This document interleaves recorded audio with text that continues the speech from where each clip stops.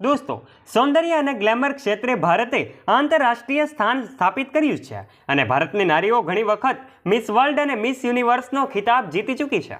આપણી બોલિવૂડ એક્ટ્રેસનો ક્રેઝ ન ફક્ત ભારતમાં પણ વિદેશમાં પણ અફલાતૂન છે દોસ્તો. પરંતુ આપણા દેશની મહિલાઓની સુંદરતા ફક્ત એટલે કે મિસ વર્લ્ડ અને મિસ યુનિવર્સના ટાઇટલ સુધી મર્યાદિત નથી. આઝાદીની ચળવળથી આજના રાજકારણ સુધીમાં એવું ઘણું બધું સારું યોગદાન આમનું રહ્યું છે.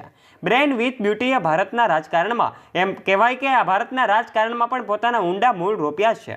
પરંતુ શું દોસ્તો, તમે ઓળખો છો કે કોણ છે અત્યારના સમયના ભારતના સૌથી સુંદર મહિલા રાજકારણી?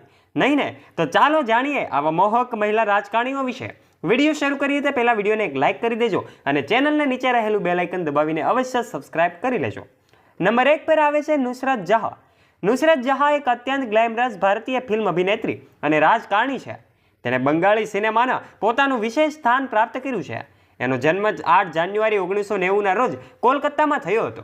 એમણે ભવાનીપુર એજ્યુકેશન સોસાયટી કોલેજમાંથી શિક્ષણ પૂરું કર્યું છે. 2019માં એમણે સક્રિય રાજકારણમાં ઝંપલાવી સાહસ ખેડ્યું છે અને બશીરહાટથી તૃણમૂલ કોંગ્રેસના ઉમેદવાર તરીકે ચૂંટણી લડ્યા હતા.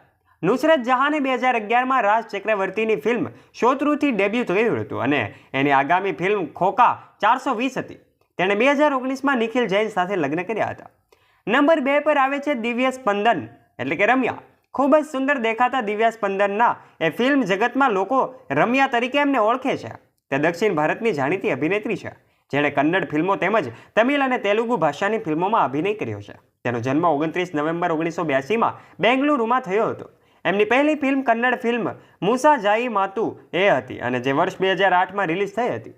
આ ફિલ્મ ખૂબ જ સફળ રહી હતી. રમ્યાએ કર્ણાટકના માંડ્યા મત વિસ્તારમાંથી પેટા ચૂંટણી જીતીને 2013માં ભારતીય રાષ્ટ્રીય કોંગ્રેસના સભ્ય તરીકે રાજકારણમાં પ્રવેશ કર્યો હતો. દોસ્તો, નંબર 3 પર આવે છે અલકા લાંબા. અલકા લાંબા તેની તેજસ્વી તસવીર ઉપરાંત એની સુંદરતા અને સૌમ્યતા માટે પણ જાણીતી છે. માત્ર 19 વર્ષની ઉંમરે તેઓ કોંગ્રેસના વિદ્યાર્થી સંઘ NSUIમાં જોડાયા. યુવા સશક્તિકરણના ઉદ્દેશથી એમણે ગો ઇન્ડિયા ફાઉન્ડેશન નામે એક NGO શરૂ કર્યું હતું. 20 વર્ષથી વધુ સમય કોંગ્રેસ સાથે જોડાયેલા રહ્યા પછી તેણે આમ આદમી પાર્ટીમાં જોડાયા અને ફેબ્રુઆરી 2015માં ચાંદની ચોકથી દિલ્હી વિધાનસભામાં ચૂંટાયા છે. નંબર 4 પર આવે છે અંગુલતા દેકા. અંગુલતા દેકા એક મોડેલ અને અભિનેત્રી એમ જ ભારતીય જનતા પાર્ટીના સુંદર નેતા છે. એમણે મુખ્યત્વે બંગાળી અને આસામી ફિલ્મોમાં કામ કર્યું છે. વળી તેની ફિલ્મનું નિર્દેશન પણ કરે છે. એ વર્ષ 2016થી આસામના બટડ્રોબા મત વિસ્તારમાંથી ભારતીય જનતા પાર્ટીની ધારાસભ્ય છે. નંબર 5 પર આવે છે ડિમ્પલ યાદવ. ખૂબ જ નમ્ર અને હંમેશા સાડીઓમાં જોવા મળે છે એવા ડિમ્પલ યાદવ એક ઉદાર અને ગ્લેમરસ રાજનેતા છે. તે કન્નૌજથી 2 વખત સમાજવાદી પાર્ટીના સાંસદ પણ રહી ચૂક્યા છે. તેઓ યાદવ રાજકીય ઘરાનાના પુત્ર વધુ છે અને તેણીના પતિ અખિલેશ યાદવ અને સસરા મુલાયમસિંહ યાદવ ઉત્તર પ્રદેશના મુખ્ય પ્રધાન રહી ચૂક્યા છે. નંબર 6 પર આવે છે ગુલ પનાગ.